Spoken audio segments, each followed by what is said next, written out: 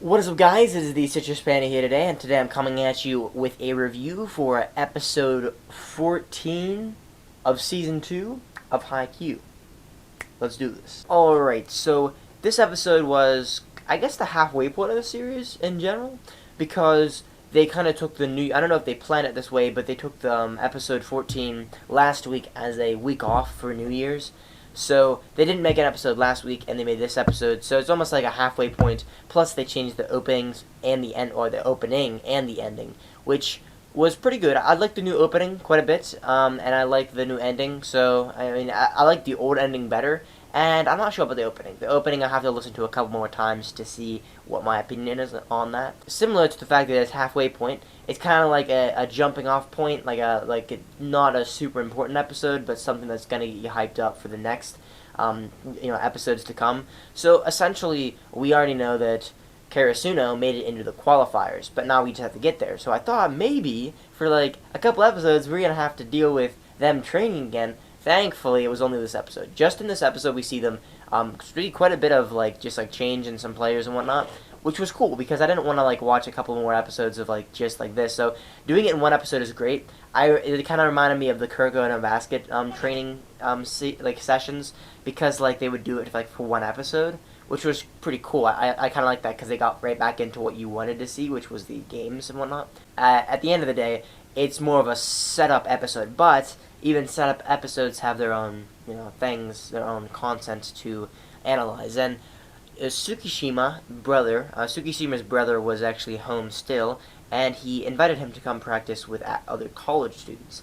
Now, obviously, a college student playing volleyball and a high school student is going to be pretty difficult, but it gives you practice for people who are actually way better than you, taller, stronger, just more experience. So that helped him out a lot. And by the end of September, which is it kind of covers September in this episode, the entire month, he actually ends up blocking one of the college students' blocks. So that's good. He learned how to do that. Kageyama, sorry. He went to Obajosai, I'm believing. He went to that school and to kind of scout them out, and they were actually scrimmaging or practicing against a college team. And what was really interesting is there's another point I'm making. Oikawa, my boy, making him seem so awesome because he actually went over to the team with the college students. That's all he did, and within about a couple of minutes or so, he was he meshed with the team immediately. He could just bring out the best in everybody, and that's his special. That's his special trait as a setter, is that he can bring out the best in everybody. So even if even if you have a couple problems or whatever, he's going to make you the best player you can possibly be. He's gonna set up everything just for you. So it means he's a really good setter. And Kageyama kind of comes back and he's like, "Oh man, I don't think I'm gonna be able to beat him." Then he gets kind of hyped up and he's like, "Oh man, I gotta beat him." So that all happened. And in general, we saw some improvement about how often that Hinata and Kageyama can actually hit their quick, which is good because we had seen them play a couple practice rounds also in this episode versus different schools. And the one time they went for the hit, the quick, Hinata actually missed it or whatever. But it's only gonna get better with time. And you saw if you paid attention, there was a sheet that Yachi, I think, yeah, Yachi had the younger girl manager, and she was marking down circles and X's. I'm assuming that was how many of the quicks they had hit, and it was mostly circles and barely any X's. So that's good. That's a good thing. So in an actual game, they should be able to pull it off pretty well, but no move is without its riskiness, I guess, and I think that's a good thing to note. Something this advanced probably can't work 100% of the time, but when it does, it can be really effective. Other than that, we have everybody showing up at the qualifiers, and actually what confuses me, sort of, is that only one team can win. Only one team can win at the qualifiers to go to nationals, which really confuses me mostly because I don't know if our main protagonists over at Karasuno can beat these teams. There's Shiratorizawa, there is Obajosai, there is Date Tech, which I do believe they beat last time they faced them, so, but not easily. I think they had a rough time, but they can probably do it again. Since they're a better team. But Date Tech is probably a better team too, so we'll have to see. And then there's also the new team that was kind of introduced in this episode, although they were introduced last episode, I do believe. I don't know how to pronounce their name. I don't know how to pronounce a lot of the names in the show, but it's like Joe Zenshi or something.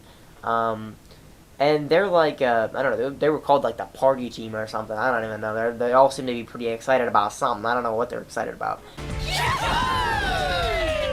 But that's the first team Karasuno has to go up against. So I do assume it's going to be a hard match, but Karasuno is not obviously, but I assume, one could assume, that they're going to win. Now, about what I said about them actually winning first place, it seems like a stretch, but it could happen.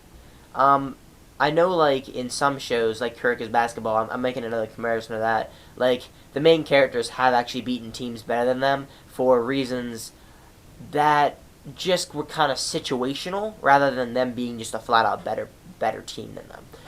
At the end of the day, what I'm saying is that there might be another, like a third season or something where they actually do win it all, or very well they could beat everybody. But what's weird about that is that they'd have to beat like Shiro Torizawa and stuff, which I do believe they can do. I want to see them play that team, and in the ending, they kind of tease towards Obajosai possibly being in the finals with them, because they kind of focus more around Oikawa and Hinata and Kageyama, like kind of facing off. So maybe that's the final match, and then they win, or I'm not sure. Anything's up in the air right now, and I'm really hyped to see if they can actually pull this off and then eventually go to nationals. But we'll see, and until next time, guys, hope you enjoyed the episode.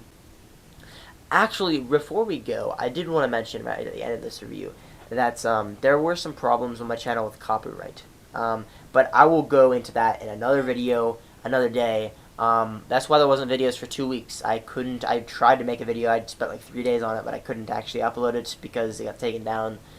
I'll make a video about that. I'm just adding this at the end because I figured I would tell people why I haven't been active in the last 2 weeks.